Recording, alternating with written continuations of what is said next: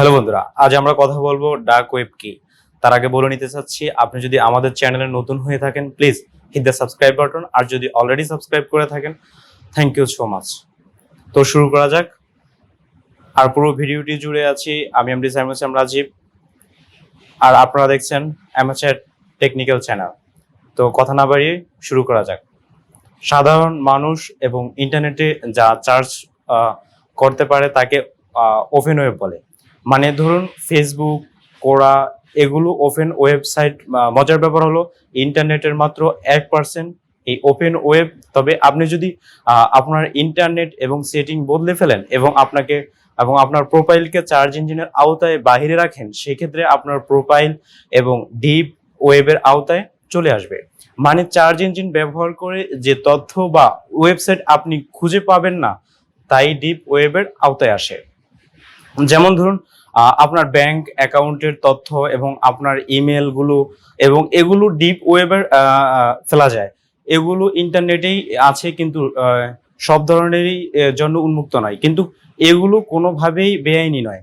অনেক deep web এবং dark ওয়েবের এক জিনিস ভাবে, কিন্তু দুটোই আলাদা। তাহলে ডার্ক ওয়েব কি? আপনারা হয়তো টোরের নাম শুনেছেন। এটার দ্বারা আপনি আপনার পরিচয় গোপন করে ইন্টারনেটে বিচরণ করতে পারেন। এই টর মার্কিন নৌবাহিনী তৈরি করেছিল। এটা তারা তৈরি করেছিল কারণ যুদ্ধের সময় সামরিক তথ্য আদান প্রদানের সব পন্থা নষ্ট হয়ে গেলে তারা সাধারণ ইন্টারনেটের মাধ্যমে যাতে সুরক্ষিতভাবে তথ্য টর ব্রাউজারের হোম পেজে এবং টর হাইডেনের এই সার্ভিস ব্যবহার করে আপনি গোপন ওয়েবসাইটের হোস্ট করতে পারেন। সাধারণ ওয়েবসাইটের শেষ যেমন .com, .org, .en, .us থাকে, সেরকম গোপন সাইটের গুগলের শেষে অনিয়ন থাকে। এটার পুরো নাম হলো অনিয়ন। রাউটারের কারণে এখানে একজন পরিচয় পেঁয়াজের খোসার মতো একের পর এক লেয়ারের পিছনে লুকানো টর নেটওয়ার্কের বিভিন্ন কম্পিউটার আছে যারা আপনার হয়ে ওয়েবসাইট রিকোয়েস্ট করে।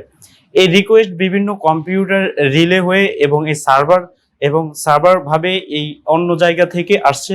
তো এই গুপ্ত ওয়েবসাইটগুলোই কেবলমাত্র টর ব্যবহার করে খোলা যায়। এবং আপনি যদি আপনি ওয়েবসাইটের নাম না জানেন, সেক্ষেত্রে টর ব্যবহার করেও এই ওয়েবসাইট আপনি খুলতে পারেন বা খুলতে পারেন না। এই কারণে অসামাজিক ব্যক্তিরা এই গুপ্ত ওয়েবসাইট খুলে তাতে অনৈতিক এবং অসামাজিক কাজ করে, যেমন ট্রাক বেচা এবং বন্দুক বেচা, মানুষ বেচা, এরকম হরেক রকমের বস্তু বেচা, যা সাধারণভাবেই এই বেআইনি এই ধরনের ওয়েবসাইটগুলোকে ডার্ক ওয়েব আওতায় আসা।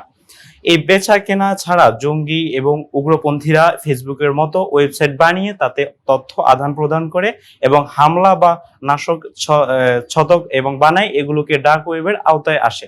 তবে ডরের অনেক ভালো ব্যবহারও আছে, সেটি নিয়ে আমরা অন্য কোনো ভিডিওতে কথা বলবো। এবং আশা করি আজকের ভিডিওটি আপনাদের জন্য অনেক শিক্ষামূলক হয়েছে। যদি শিক্ষামূলক হয়ে থাকে আমাদের চ্যানেলে সাবস্ক্রাইব তো মাস্ট। দেখা হচ্ছে অন্য কোনো ভিডিওতে। আসসালামু আলাইকুম।